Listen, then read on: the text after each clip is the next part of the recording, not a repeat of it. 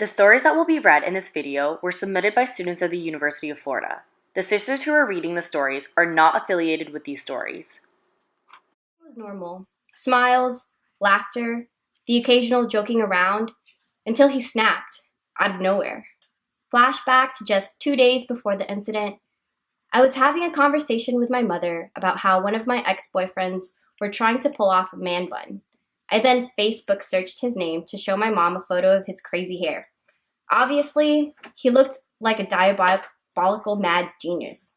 Little did I know, this small innocent Facebook search would ultimately reveal something even deeper. I just came from the airport into New York. The whole point of this trip was to visit my boyfriend. What happened within the first 3 hours of being in New York changed my whole perspective. Like I said, I did Facebook search my ex's name. As I walked out of the shower, I heard him say, "Hope you don't mind, I'm going to use your phone." No, I didn't mind. Him, "I'm going to go into your Facebook." That I did mind. The moment he opened my Facebook app, the first thing his eyes saw was that my ex-boyfriend's name was the first thing in the search bar. Obviously, I didn't think it was too big of a deal because it was just a small search to show my mom something, but he flipped out. First he said, "Are you serious?"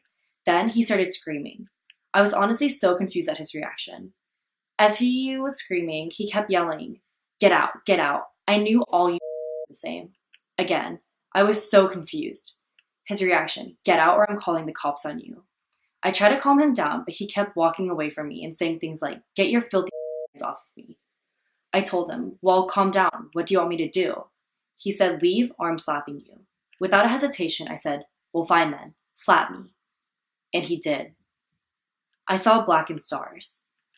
The force was actually so strong that it knocked me off my feet. I think that's when I knew things were serious.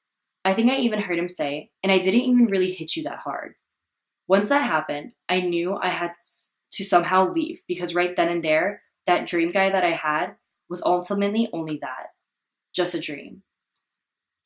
As I hurried and threw clothes into his suitcase, I overheard him say things like, "What? So you're actually leaving?" Which confused me even more. My mind was racing with random questions like, I thought he wanted me to leave. And no, I have to leave because he hit me. As I set foot outside the doors, his mom drove into the driveway. When he and I both saw her, he asked me to go back inside because he didn't want to be embarrassed in front of his mom. When we got back inside, I was texting like crazy, trying to find another place to crash. He then came over and asked for my phone. "Give me your phone," he said. I said no. Because him looking at my phone was what got us to this point in the first place. I asked him, "Why do you want my phone?" His response? "Because I don't want people to accuse me of anything if you're lying in a ditch somewhere." Obviously, after I heard that, and after what just happened, my defense instinct kicked in, and I just knew I had to keep my phone away from him. We were fighting for what felt like 10 to 15 minutes. I know I knew self-defense, but I was honestly no match for his Brazilian jiu-jitsu, Muay Thai, wrestling in high school moves. There was a point where he had me in a chokehold, and I could see him smiling as he was doing it. I was honestly so scared that I screamed at the top of my lungs. The scream was so loud that his mom heard it from the second floor of the house. Because of that scream, it forced her to call his cell phone to make sure things were okay. After all that, he said he wanted to go on a walk and talk. In that walk, he basically told me that he felt as if things in our relationship were going too well. Even his guy friends told him to be wary, because I could be doing something behind his back. He was also cheated on by his ex-girlfriend, so he always had insecurity issues. He assumed that the reason why I Facebook searched my ex was because I wanted to contact him and try to get back together with him, and that's why he exploded because he had put so much trust into me. He even told me that I shouldn't be too mad because I want equality, and that if I were any one of his friends, he would have hit them too. But I stayed, and let me tell you why. I stayed with this guy amidst all the warnings and fears from my friends after I told them about the incident because I felt as if I owed it to myself. I don't necessarily encourage others to do the same, but I just knew that this whole experience would help me grow. I wanted to take the time to see the red flags that I had been missing this whole time, and I saw it. It was always there, but I was blinded by other things. I broke up with him after I came back to Florida.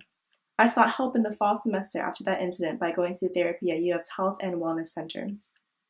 I think I went to therapy because I wanted someone to just tell me how to get over something so I could go on to my daily routine. What therapy taught me was that the only way to progress was if you found that answer within yourself. No one can really tell you. Now, I'm really happy. And I truly believe in the quote, life is 10% of what happens to you and 90% of how you react to it. And I see this whole experience as a lesson. A lesson in how much I could tolerate in a relationship. I thought I could handle anyone and any kind of personality, but I can't. It taught me that at the end of the day, it's true. You accept the love you think you deserve, and no one deserves that.